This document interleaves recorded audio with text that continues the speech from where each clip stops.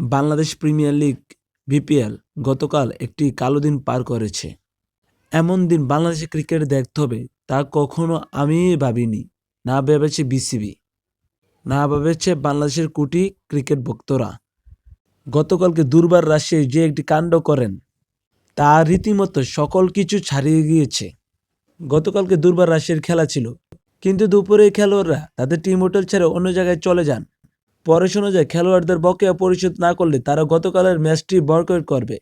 তারপরে নেড়েচড়ে বসে BCB. খেলোয়াড়দেরকে call দিয়ে বলেন তাদের টাকা তারা পাবে, তাদেরকে ম্যাচ খেলতো।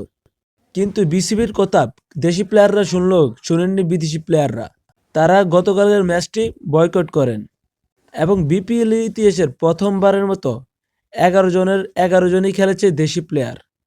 বিপিএল এর নিয়ম অনুযায়ী অন্তত 2 জন বিদেশি প্লেয়ার থাকতে হবে একাদশে, কিন্তু পর্যাপ্ত খেলোয়াড় না থাকায় তারা দেশি 11 জন নিয়েই খেলতে হয়েছে।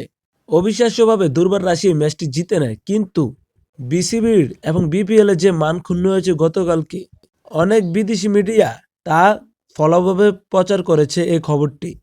কোনো দেশের ফ্র্যাঞ্চাইজি লিগ এমন ঘটনা হয়েছে তা খোঁজা দুষ্কর। আমার এবং বিসিবির চাওয়া হয়তো এটাই যে এমন ঘটনা আর না ঘটুক। খেলাধুলার সকল তথ্য পেতে চ্যানেলটি সাবস্ক্রাইব করে পাশে রাখতে পারেন। চ্যানেলটি ঘুরে দেখুন, আসলে ভালো লাগবে।